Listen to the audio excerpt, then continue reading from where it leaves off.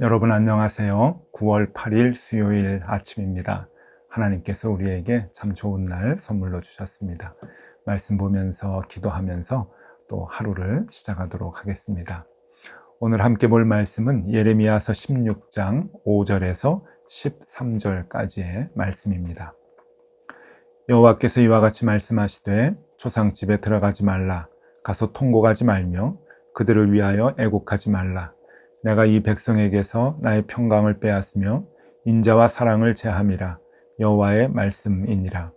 큰 자든지 작은 자든지 이 땅에서 죽으리니 그들이 매장되지 못할 것이며 그들을 위하여 애곡하는 자도 없겠고 자기 몸을 베거나 머리털을 미는 자도 없을 것이며 그 죽은 자로 말미암아 슬퍼하는 자와 떡을 떼며 위로하는 자가 없을 것이며 그들의 아버지나 어머니의 상사를 위하여 위로의 잔을 그들에게 마시게 할 자가 없으리라.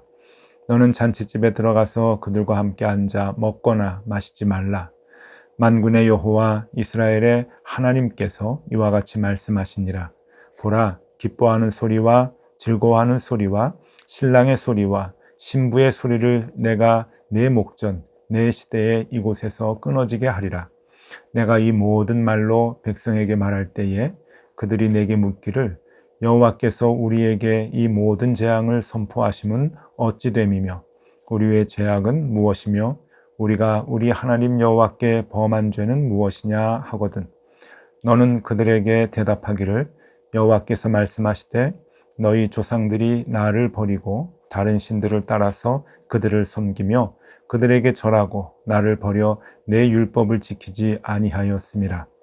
너희가 너희 조상들보다 더욱 악을 행하였도다. 보라, 너희가 각기 악한 마음의 완악함을 따라 행하고 나에게 순종하지 아니하였으므로 내가 너희를 이 땅에서 쫓아내어 너희와 너희 조상들이 알지 못하던 땅에 이르게 할 것이라. 너희가 거기서 주야로 다른 신들을 섬기리니 이는 내가 너희에게 은혜를 베풀지 아니함이라 하셨다 하라. 아멘. 네, 어제에 이어서 계속적으로 하나님께서 유다 왕국의 멸망을 아주 강하게 예언을 하시고 또 바벨론에 의해서 멸망당하고 유다 사람들이 포로로 잡혀갈 것을 그렇게 계속해서 말씀하고 계십니다. 하나님의 심판의 메시지이죠. 아주 강렬한 심판의 메시지, 그리고 그 심판의 참혹함을 계속해서 보여주고 있습니다. 바벨론에 의해서 멸망당할 것이다. 그리고 포로로 잡혀갈 것이다. 라고 하는 그 메시지, 아주 강한 그 메시지를 전하기 위해서 하나님께서는 여러 가지 말씀들, 전조 현상들을 쭉 말씀을 하면서 마지막에 이스라엘 백성들이 돌아오지 않는 모습을 보면서 이렇게 마지막 멸망의 메시지를 해주고 계십니다. 오늘도 13절에 그 말씀을 강하게 얘기해 주고 있습니다. 내가 너희를 이 땅에서 쫓아내어 너희와 너희 조상들이 알지 못하던 땅에 이르게 할 것이라. 너희가 거기서 주야로 다른 신들을 섬기리니 이는 내가 너희에게 은혜를 베풀지 아니함이라 하셨다 하라. 네, 이제 모르는 땅, 알지 못하는 땅에 이제 잡혀가서 그곳에서 정말 그들의 문화 속에 또 빠져서 생활하는 이스라엘 백성들, 자신들의 정체성을 다 잃어버리고 그렇게 바벨론 땅에 묻혀서 살아가야 되는 이스라엘 사람들의 참혹한 모습을 이렇게 한 절로 얘기하고 계십니다. 이런 일들이 있을 것이니 하나님께서는 여러 가지 현상들이 나타날 것이다 라고 얘기를 하는데 그 현상 중에 슬픔과 기쁨의 기준이 바뀔 것이다 라고 하는 얘기를 계속해서 해주고 있습니다. 5절 말씀입니다. 여호와께서 이와 같이 말씀하시되 조상집에 들어가지 말라. 가서 통곡하지 말며 그들을 위하여 애곡하지 말라. 내가 이 백성에게서 나의 평강을 빼앗으며 인자와 사랑을 제함이라.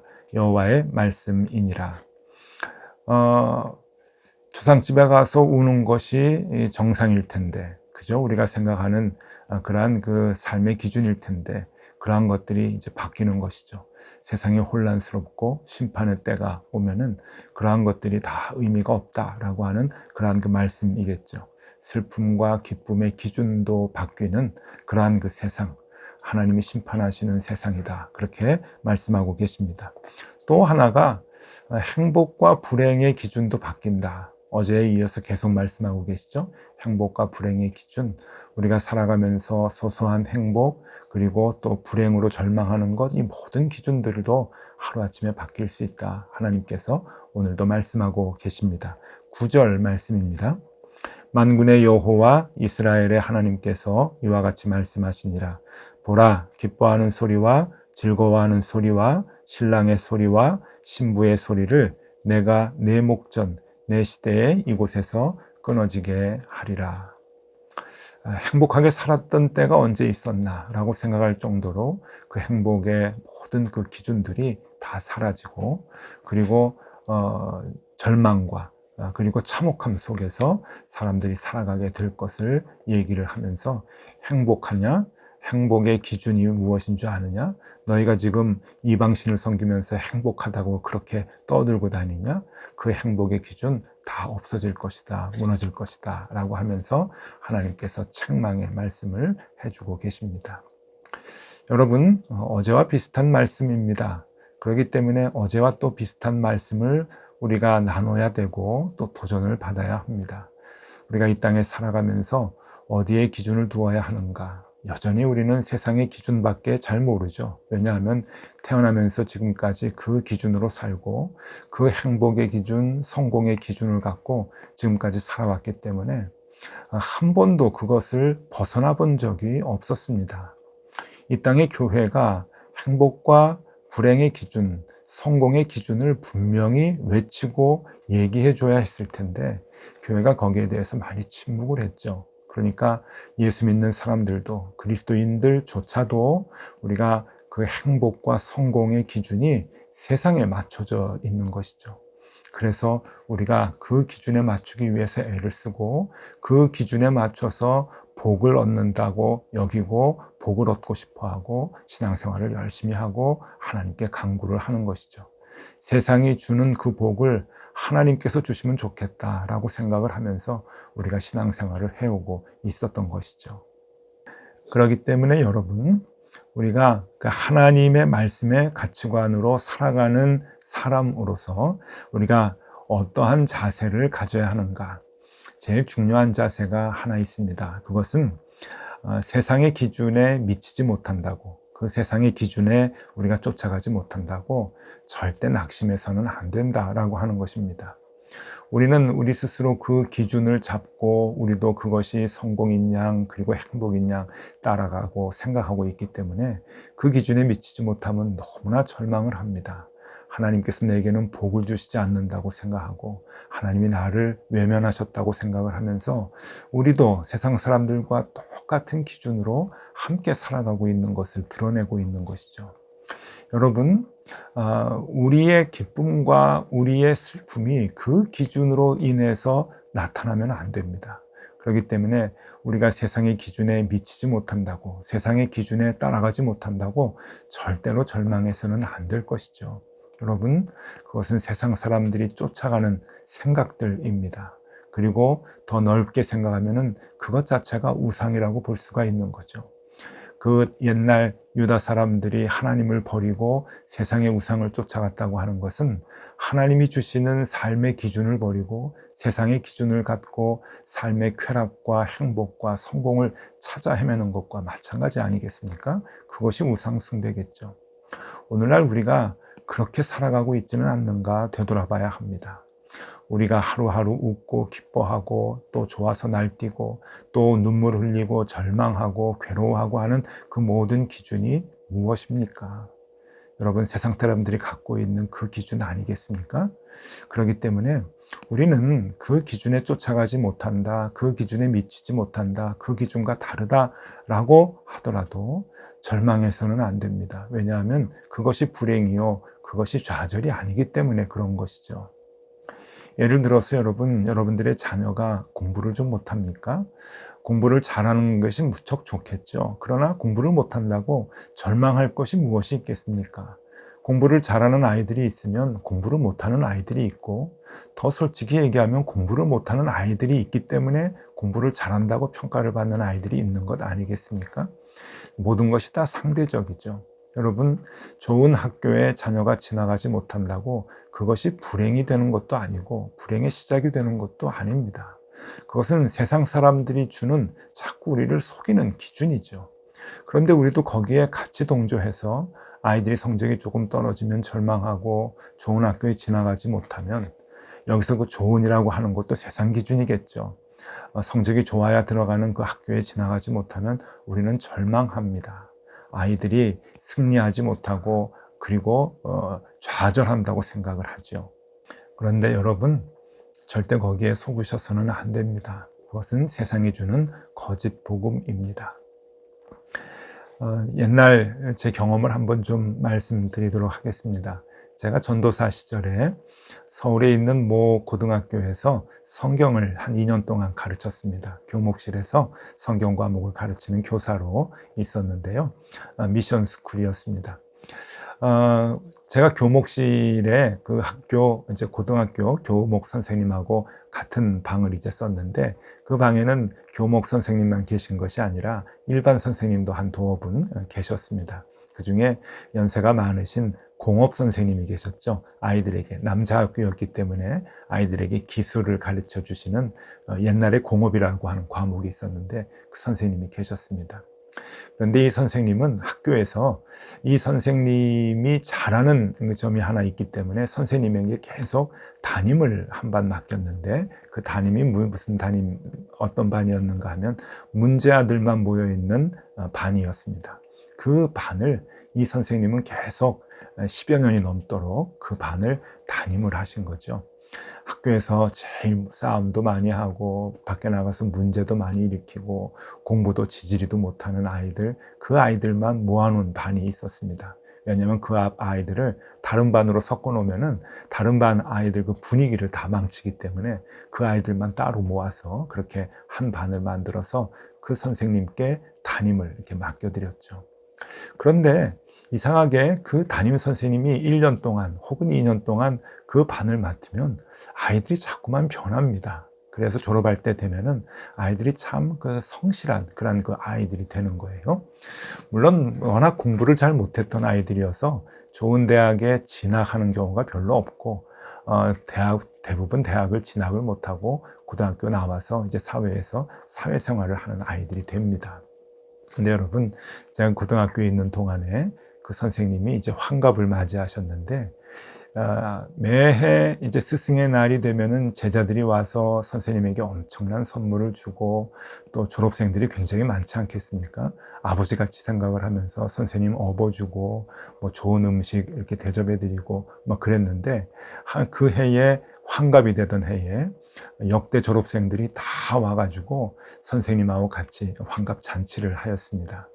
그때 예배도 드리고, 그리고 선생님께 감사의 편지도 읽고, 이제 그런 선물도 드리고 이제 그랬는데, 제가 아직도 감동하여서 마음에 호로록 남는 그 장면이 있습니다. 한 졸업생이, 이제 나이가 좀 많은 졸업생이죠.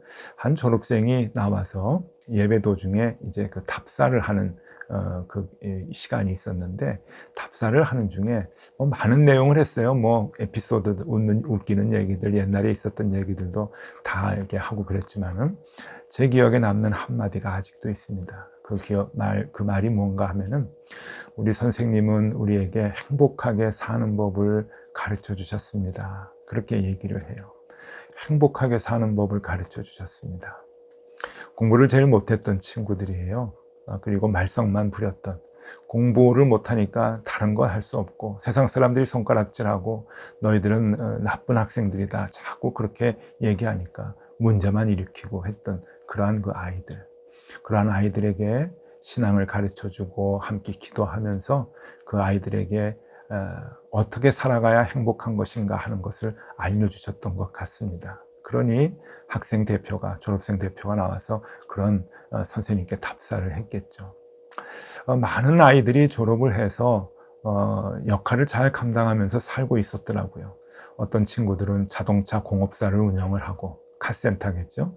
어떤 친구들은 가전 대리점을 하고, 또 어떤 친구들은 중장비 부품사를 하고, 어떤 친구들은 을지로에서 인쇄소를 하고, 어떤 친구들은 신문 보급소도 하고. 그러니까 대부분 다 기술을, 공업을 이렇게 배워서 이제 기술을 가지고 하는 그 일들을 했는데, 나름대로 역할을 잘 감당하고 행복하게 잘 사는 그러한 그 모습들을 볼 수 있었습니다. 그 환갑 때 인쇄소 하는 친구를 중심으로 그 졸업생들이 돈을 내서 선생님이 그 사도행전을 연구를 쭉 하셨는데, 그 사도행전 그 연구 설을 아주 근사하게 책을 편찬해서 선생님께 드리는 식도 이제 거행을 했었습니다. 다른 선생님들이 굉장히 부러워했죠. 다른 선생님들은 졸업생들이 스승의 날에 찾아오거나 뭐 그런 일도 별로 없는데, 해마다 꼬박꼬박 찾아올 뿐더러 이렇게 환갑이 될 때 융숭한 그러한 그 환갑잔치를 해드리는 제자들을 보면서 정말 마음에 깊은 그러한 그 존경을 하는, 존경을 표하는 그러한 그 졸업생들을 보면서 선생님들이 많이 부러워했죠. 저 또한 거기서 많이 배웠습니다. 여러분, 무엇을 우리가 삶의 기준을 갖고 살아야 하는가? 성적이 조금 좋으면 행복한 것 같고 성공한 것 같고, 좋은 대학에 들어가고 또 건강하게 살면, 남보다 높은 자리에 올라가면은 정말 그것이 행복이고 성공이라고 생각하는 세상 사람들의 생각. 여러분, 그 생각에서 벗어날 수 있겠습니까? 남보다 돈이 좀 많아야 행복하고 돈이 많아야 잘 산다고 생각하는 그 마음을 벗어날 수 있겠습니까?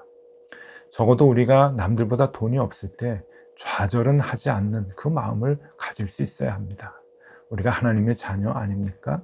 하나님께서 우리에게 돈 몇 푼 때문에 절망하고 살라고 우리를 이 땅에 보내신 거 아니지 않습니까? 그래서 우리는 하나님의 기준을 갖고 살아가야 하죠. 그 하나님의 가치관을 가지고 세상의 기준을 이겨내고 살아가야 할 것입니다. 네, 그래서 여러분, 오늘 제가 어떻게 살아야 할 것인가, 삶의 모든 부분에서 그것을 다 말씀드리기는 어렵습니다. 다 상황이 다르기 때문에 그러겠죠. 그러나 기본적인 삶의 자세를 우리가 한번 좀 나눠보려고 합니다. 여러분, 이것은 꼭 기억해 주시면 좋겠습니다.